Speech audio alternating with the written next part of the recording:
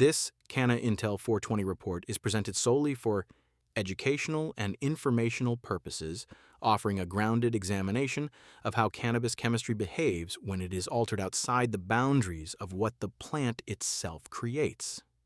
Nothing within this document promotes use, encourages consumption, advises on purchasing, or makes medical claims of any sort. Cannabis regulations differ across state systems, federal frameworks, and tribal jurisdictions, and every reader is responsible for knowing and following the laws that apply where they live, work, or operate. The intent here is clarity, not influence, and everything described is rooted in agricultural science, plant physiology, inhalation toxicology, and sensory research from established universities and scientific institutions. The focus of this investigation is the growing practice of applying external terpene mixtures to cannabis products, whether in flower, concentrate, or distillate form. This practice has reshaped consumer perception, reshaped how producers formulate their offerings, and reshaped how aroma is used to signal quality, even when the underlying chemistry tells a very different story. The plant's internal design is specific. It produces its own volatile compounds inside glandular trichomes, stabilizes them through biological structures, and releases them in patterns shaped by genetics, environment, and development. When outside terpenes are introduced after harvest, that system is bypassed entirely, and the result becomes a product that reflects formulation more than cultivation. The commercial cannabis market has entered a strange era where sensory engineering often outpaces agricultural skill, and the practice of applying external terpene mixtures onto dried flower sits at the center of that shift. This report examines what the practice actually is, what it chemically does to the plant material, how it alters inhalation exposure, and how the science contradicts many of the claims made to consumers. The modern market treats terpenes as isolated flavor additives rather than biochemical signals produced during plant development. When companies spray concentrated formulations onto dried cannabis, they bypass the developmental pathways that normally govern how monoterpenes and sesquiterpenes are built, stored, degraded, or oxidized. Studies from the University of Guelph and the University of Mississippi's National Center for Natural Products Research have shown that terpene ratios are tightly tied to glandular trichome development, internal enzymatic sequencing, and localized storage within the cuticle layer. When external mixtures are applied after harvest, the resulting profile no longer reflects anything the plant actually biosynthesized. Instead, the flower becomes a sponge for volatile compounds that absorb into the surface and redistribute unevenly through capillary action and moisture gradients, creating an artificial profile that cannot be used to infer the genetics, cultivation quality, or terpene cannabinoid interactions of the original cultivar. The scientific limitations go further. Research conducted at Colorado State University and Washington State University's Plant Science Department outlines how oxidation rates increase dramatically when monoterpenes are exposed to air without the protective enzymatic environment that existed inside the living trichome. When sprayed onto cured flower, these compounds begin degrading almost immediately, producing peroxides and secondary oxidation byproducts that alter aroma and potentially irritate the respiratory pathways more than naturally occurring terpene levels would. The misalignment between natural biosynthesis and post-harvest application means the consumer is not inhaling the same family of molecules the plant would have produced through its own metabolism. They are inhaling molecules that have been extracted, distilled, recombined, aged outside biological tissue, and then reintroduced in concentrations that often exceed anything the plant could physiologically create.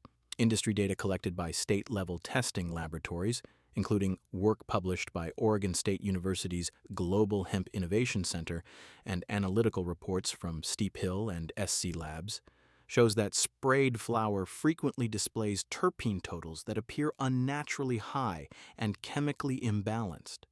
For example, a flower typically contains monoterpenes in the range of 0.5% to 3% by dry weight, yet sprayed product can exceed 4 or even 6%, with ratios that do not match known biosynthetic pathways.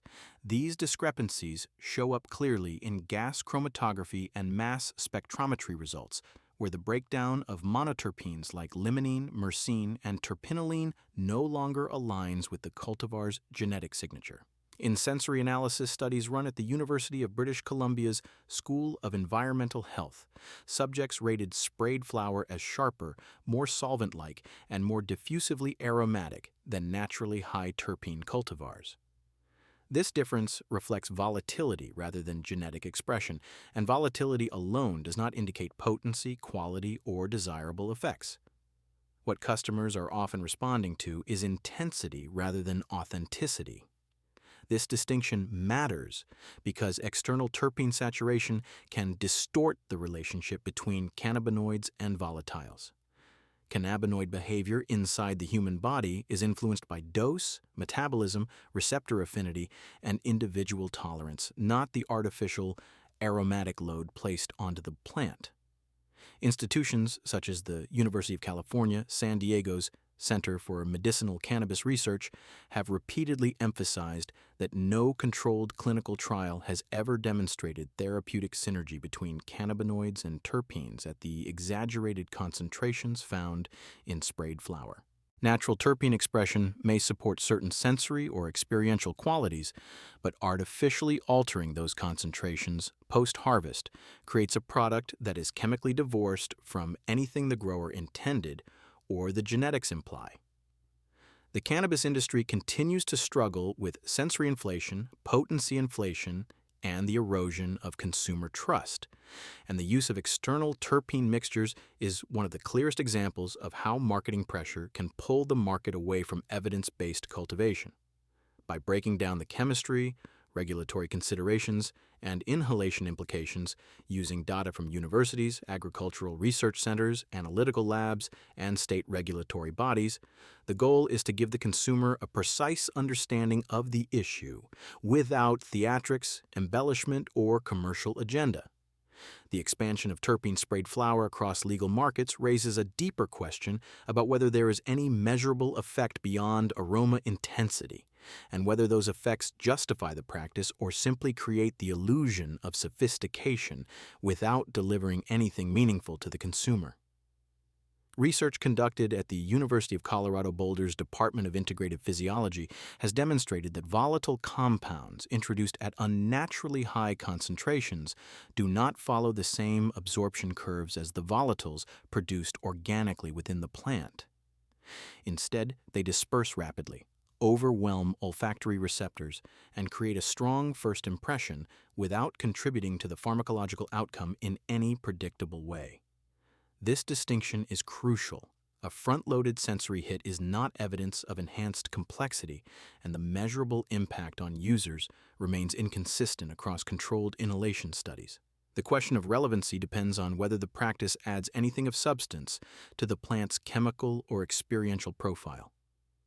Controlled experiments carried out by researchers at Auburn University's College of Agriculture examined inhalable aerosols generated from cannabis flower with and without external terpene enrichment. These studies showed that once heated, externally applied monoterpenes volatilize at a rate disproportionate to cannabinoids, resulting in a plume that is terpene-dominated but not representative of the plant's internal chemistry.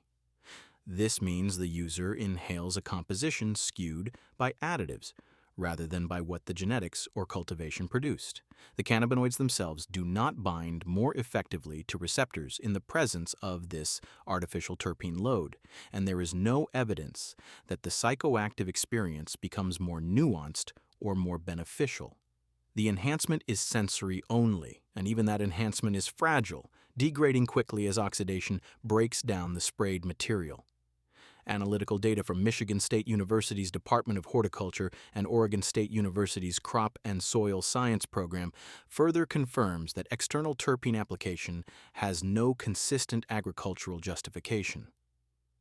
Cultivars expressing naturally high terpene content achieve those levels through optimized environmental cues, light intensity, nutrient regimes, and genetic predisposition. Spraying terpenes onto finished flower does nothing to improve those cultivation variables and does not retroactively increase the plant's quality.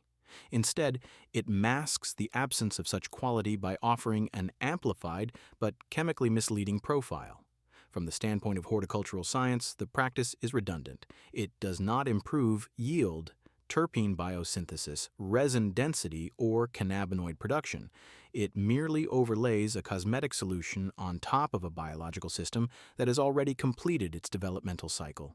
This redundancy becomes misleading when consumers interpret these exaggerated aromatic signatures as indicators of strength, purity, or premium cultivation.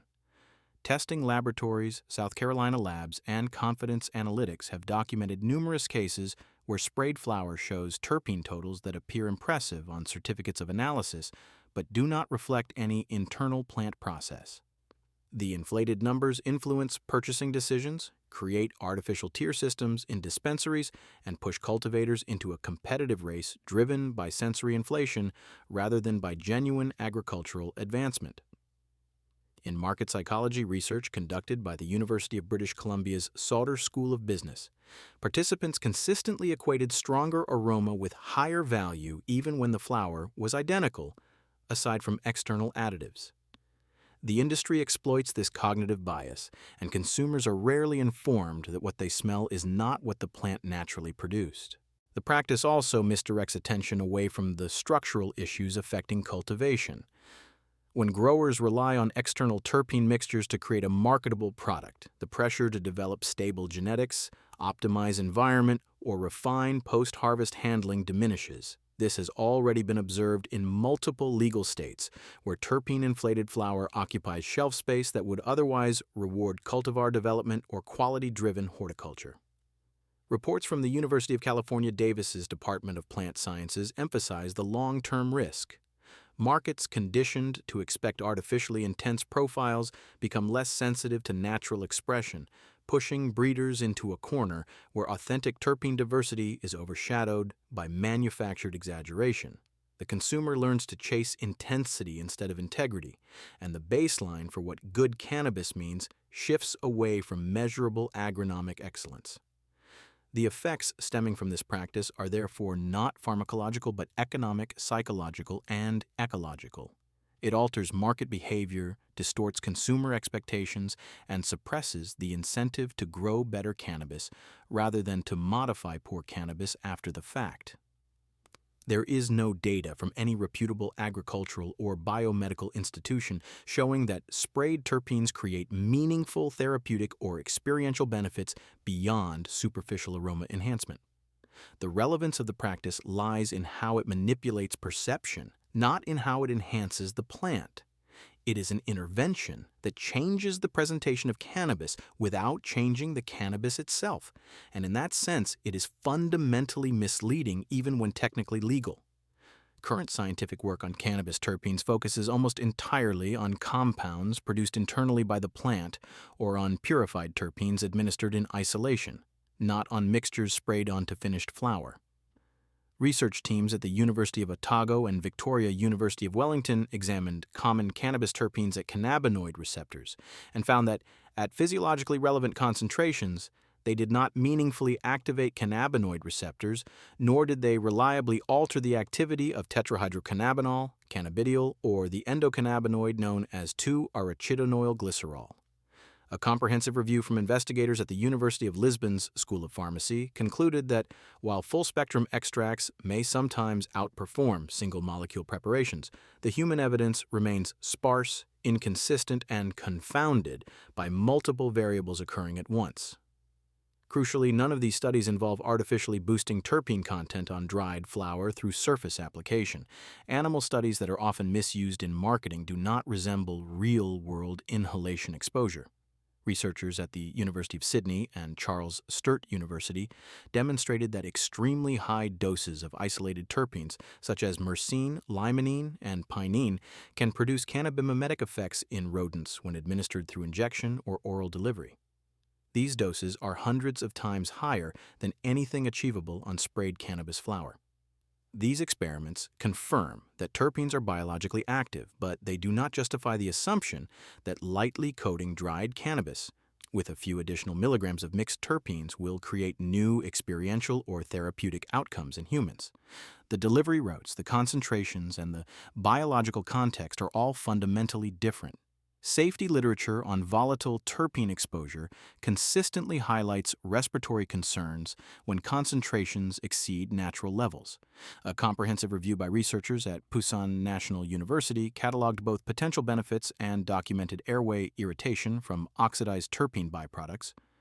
Occupational research teams in Denmark and other European nations studying air environments fragranced with terpenes such as limonene, linalool, and alpha-pinene repeatedly reported sensory irritation of the nose and throat at elevated concentrations, even in the absence of inflammation. These findings map directly onto the scenario created by terpene-sprayed cannabis, a dense, rapidly volatilized mixture of parent terpenes and their oxidation products produced when heat is applied. None of these studies suggest that surpassing natural terpene ranges is beneficial for respiratory health. Recent work on cannabis aroma chemistry shows that sensory experience cannot be reduced to terpene totals alone. Researchers at the Monell Chemical Senses Center and Oregon State University performed detailed human sensory analysis of more than 90 cannabis samples and demonstrated that perceived aroma categories did not track directly with terpene concentration. Instead, aroma depended on complex interactions among terpenes, sulfur-based volatiles, aldehydes, esters, and phenolic compounds. A separate investigation from the Jagiellonian University in Krakow further confirmed that cannabis flavor and aroma result from multi-layered interactions across numerous volatile families rather than terpene content in isolation. Elevating terpene concentration through surface application does not reconstruct this architecture. It simply saturates one narrow dimension while leaving the broader chemical structure untouched. Commercial documents that discuss terpene-enriched cannabinoid compositions are almost entirely patent filings, not clinical trials. Companies in Canada, Israel, and the United States have filed intellectual property claims describing theoretical therapeutic advantages of adding terpenes to cannabinoid formulations. These filings are speculative by design and are not evidence of efficacy. Patent systems require novelty and plausibility, not peer-reviewed proof, and none of these documents contain human outcome data supporting terpene spraying on cannabis flower. Broader discussions of phytochemical synergy remain unsettled. A well-known article by Ethan Russo in a plant science journal argues that full-spectrum phytochemistry may offer advantages over isolated cannabinoids, but this view is based primarily on work involving naturally expressed profiles rather than artificially elevated terpene concentrations. Countervailing receptor assay data from the University of Otago show no significant modulation of cannabinoid signaling by common cannabis terpenes under physiologically realistic conditions. Reviews from the University of London and the University of Porto state plainly that evidence for terpene synergy in humans is preliminary, context-dependent, and largely derived from extracts where terpenes exist in the proportions the plant created. Across the entire scientific record, there is no controlled human study comparing terpene-sprayed flower to unsprayed flower with matched genetics and cannabinoid profiles on outcomes such as anxiety, sleep, pain, intoxication, or adverse effects. The scientific consensus, based solely on reputable agricultural and biomedical research, is that artificially elevating terpene levels on finished cannabis flower does not create new therapeutic properties, does not reliably alter psychoactive effects, and does not enhance the biochemical integrity of the plant. It modifies aroma and little else. The use of externally sourced terpenes, whether botanical, synthetic, or isolated from cannabis and reintroduced after processing, creates a chemical environment that does not match anything the plant ever produced or supported through its own biosynthesis. When the plant generates monoterpenes and sesquiterpenes inside glandular trichomes, those compounds are held within a lipid-rich membrane, buffered by enzymes that regulate degradation, oxidation, and volatility. Removing terpenes from that biological setting and then reapplying them later onto dried flower or into distillate changes their behavior entirely. Research from the University of Mississippi's National Center for Natural Products Research and the University of California Davis's Department of Plant Sciences shows that terpenes separated from plant tissue oxidize rapidly, forming peroxides, aldehydes, and other breakdown products that the plant never intended to produce or metabolize. When these altered compounds are added to cannabis products, the user inhales a mixture that does not represent the plant's native chemistry. Distillate amplifies these issues because it is stripped of nearly all native volatiles during refinement. Terpenes added back into distillate do not reassemble the original spectrum, but instead create a top-heavy aromatic layer dominated by whichever components were chosen for formulation. Inhalation toxicology work from the University of Copenhagen and the National Institute for Occupational Health in Denmark shows that when monoterpenes such as limonene, myrcene, or pinene undergo heating outside of their natural plant matrix, they can form irritants capable of triggering headaches, nausea, and airway discomfort in sensitive individuals. These effects arise not from the terpene in its natural state, but from oxidation products and secondary reaction compounds produced during heating. Cannabis vaporization and combustion conditions accelerate these reactions far beyond what would occur in ambient air. Clinical observations in occupational medicine reinforce this point. Studies on fragrance workers, cleaning industry workers, and indoor air quality personnel conducted by institutions such as the Karolinska Institute in Sweden and Aarhus University in Denmark consistently report that exposure to concentrated airborne terpenes can induce transient symptoms such as dizziness, nausea, pressure behind the eyes, and headache. These symptoms appear when volatile concentrations exceed what humans typically encounter in natural environments. Sprayed flower and terpene-loaded distillate replicate this exposure pattern by creating dense, heated plumes of highly reactive volatile compounds. The plant never created these concentrations, never arranged them in these ratios, and never balanced them with the stabilizing compounds that naturally coexist in unaltered trichomes. Cannabis science programs at Oregon State University and Colorado State University have documented how distillate products with aggressive terpene reintroduction often skew toward unnaturally high monoterpene loads, far surpassing what any living cultivar can express. These volatiles disperse rapidly in the upper airway and can overwhelm trigeminal receptors, which are responsible for detecting irritation and chemical intensity. When this system is overstimulated, individuals may experience sharp aromatic bite, sinus pressure, nausea, or a pulsing headache that develops shortly after inhalation. These reactions are physiological responses to intensity and chemical reactivity, not indicators of potency or efficacy. Another complication emerges from the absence of the plant's native balancing compounds. In whole flower, terpenes exist alongside esters, ketones, alcohols, sulfur volatiles, and non-volatile phenolics that collectively shape the inhalation profile. These compounds modulate volatility and oxidation, softening the sensory impact. When isolated terpenes are added back into distillate or sprayed onto cured flower, that buffering framework no longer exists. Research from the University of British Columbia's Okanagan campus highlights how volatile mixtures lacking their natural companions exhibit sharper evaporation curves and greater irritant potential. The missing stabilizing compounds allow the added terpenes to dominate the plume without friction, increasing the likelihood of discomfort. The relationship between these externally sourced volatiles and adverse symptoms is not speculative. It is well established in atmospheric chemistry, occupational health, and sensory physiology literature. The plant designed none of these conditions. It did not intend for terpenes to be separated, oxidized, concentrated, held in storage, blended with unrelated botanical extracts, reintroduced to cannabis distillate, and then flash heated into inhalable aerosols. The biological system that once moderated these compounds is absent, and the human body responds accordingly. While not every consumer experiences negative effects, the pattern of headaches, nausea, throat irritation, and sensory overload aligns with known mechanisms documented across multiple scientific fields. These outcomes arise from chemical realities, not personal preference, and they demonstrate how introducing external terpenes fundamentally alters cannabis products in ways disconnected from any natural plant process. Consumers who want to understand whether a cannabis product has been altered with external terpenes must rely on sensory cues, labeling behavior, and the way the product performs once opened.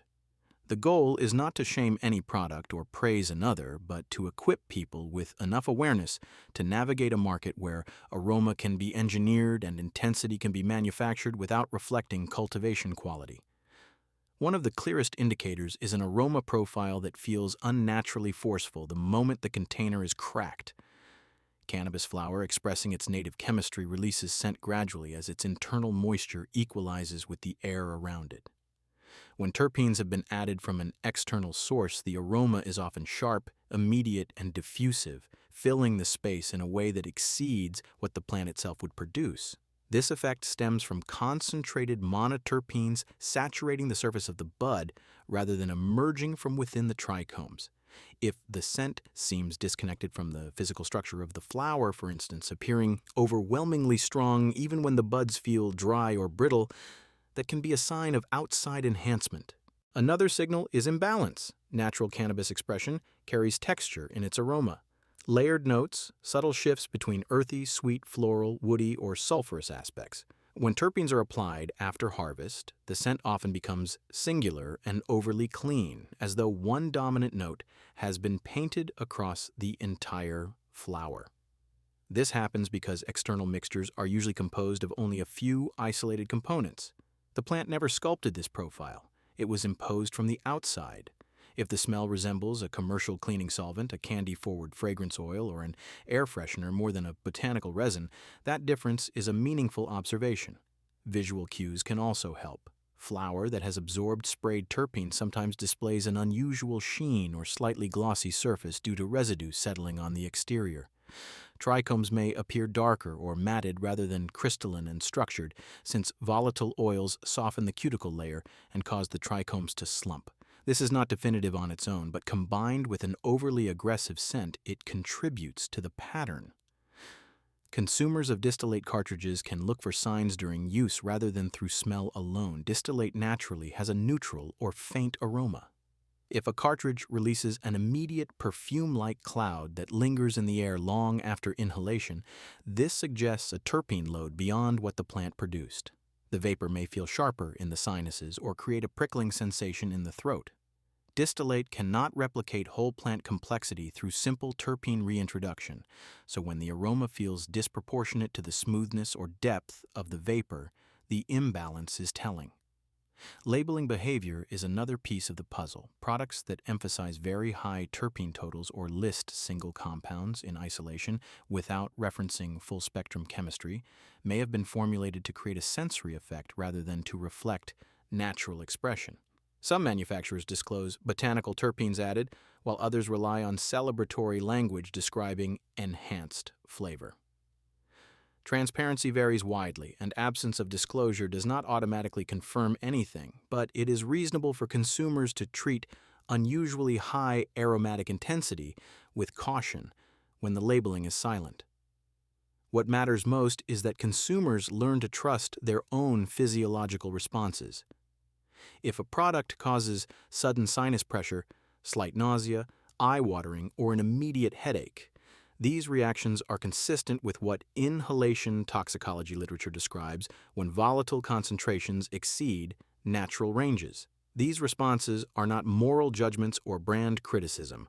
They are cues from the sensory system. When something feels abrasive, chemically loud, or out of proportion to the cannabis itself, the consumer is noticing a mismatch between engineered aroma and natural plant chemistry.